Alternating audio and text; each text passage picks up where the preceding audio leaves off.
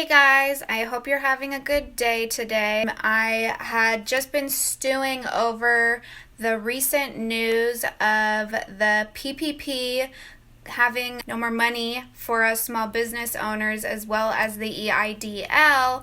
And we hope that a second wave will come through, but until Congress gets that agreed upon and out to us, who knows? It looks pretty likely that a second wave will come, but I wanted to touch on what you could do in the meantime to create some plan Bs for yourself financially.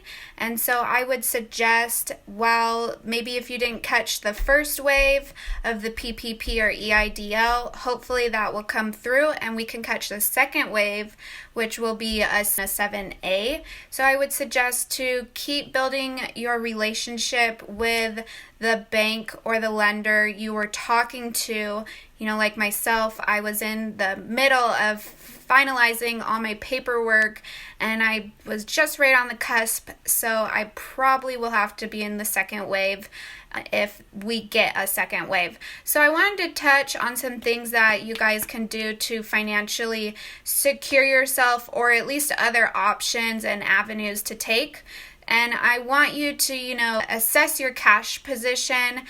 How much money do you have left? Like, we really have to look at these things. Like, maybe you have a $200 bill that you used for advertising for your business, and it's like your advertising isn't doing anything for you. So maybe those are certain bills you can cut out to keep your business lean and mean to get through this, as well as looking at how much you have left on your credit cards and, plan B, C, D in the sense of how long you can stretch your money. Another thing I wanted to touch on is other lending and other grants. And I reference for Washington State awb.org, and they literally have lists of grants, list of loans, and I've looked at some of their other loans they offer through different smaller companies and banks, and there's 3 on there. There's one called Kiva, and they do 0% up to $15,000. And then there's Business Impact Northwest, therefore small businesses and nonprofits. And then there's something called Craft 3. And they do, I kind of think, a little bit bigger business loans because it's $25K up to $3 million, and they do new clients. There's also loans through your county. So there's a Pierce County Emergency Small Business Loan, a Jefferson County loan, a Rural Opportunity Loan, and a Coastal Communities County loan. So those are some loans you can check out based on where your business resides. I noticed under the grants that they have a new grant that is coming out on April 20th. And this is called Save Small Business. And they are up to $5,000 grants, and they have requirements. You have to have 3 to 20 employees been affected by COVID-19, which I believe all of us have. And you have to economically be in a vulnerable community. So I don't know exactly what they mean by that based on your location, but my rule of thumb is I'd rather apply for a grant and get denied than not receive one at all. Some more grants that are available are Working Washington SB Emergency Grant up to $10K. That came out on the 7th of April, and that is based off of what county you're in. And like King County was available for 24 hours, and now they're not accepting grants based on that county because they already received too much. So be sure to check out which counties are still accepting rolling applications. Facebook, you have to have 2 to 50 employees. That's also a grant for dentists. There is a grant called Delta Dental, and they have a fund up to $10 million. And then if you create a GoFundMe, they have paired with QuickBooks, and they match your first $500 that have been donated. And then I noticed a specific grant for businesses and individuals that is done by Sounders FC. So if you have a business in Pioneer Square, Chinatown International District, or Soto, then you can apply for that. And theirs is cool because as an individual, you can get $1,000. As a business owner, you can get $7,500. And every new calendar month, you can reapply for those grants. There's also South Lake Union Chamber, Edmonds Wish Fund, and City of Lacey. Again, all those are on that awb.org. There's a list. They constantly update them, change them, let you know if you can't apply for them anymore.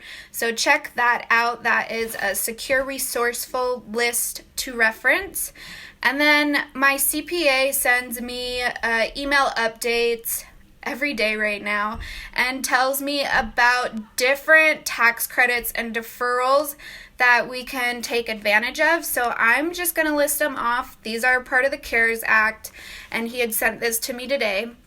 So number 1, there's withdrawal retirement, a penalty free up to $100,000. You can defer payroll taxes, section 2201, which is to 2021 or 2022. There's recovery rebates, which is up to $2,400 for married filing jointly or $1,200 for single. And then there's single get cash for NOLs in 18, 19, and 20. That is a very deep topic, so you're going to need to do more research on those NOLs to see if you can even use that or want to leverage using that. Then there's employee retention credit, 50% of 10K qualified wages per employee. And there's sick payroll, employee payroll tax credit up to 2K per employee per quarter. And I also want to touch on that not only is there for sole proprietors and independent contractors another tax credit that is for sick leave, or if you're quarantined, or if you're taking care of someone sick, and that is up to $200 a day for 10 days. So I believe that's like $2,000 or something like that on your taxes for credit. I just wanted to recap on all that, since I myself was pretty frustrated about not being able to get the financial resources from that EID or the PPP.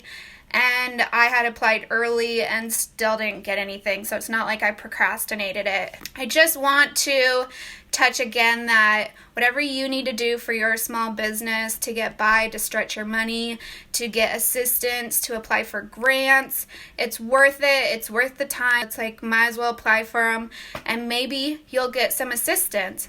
Another thing that I'll touch on right before I go is April 18th, independents, contractors, sole proprietors were allowed to apply for unemployment on through Washington State. If all these other things don't work and you still need some financial help, at least that is also an option as well. So thanks for tuning in.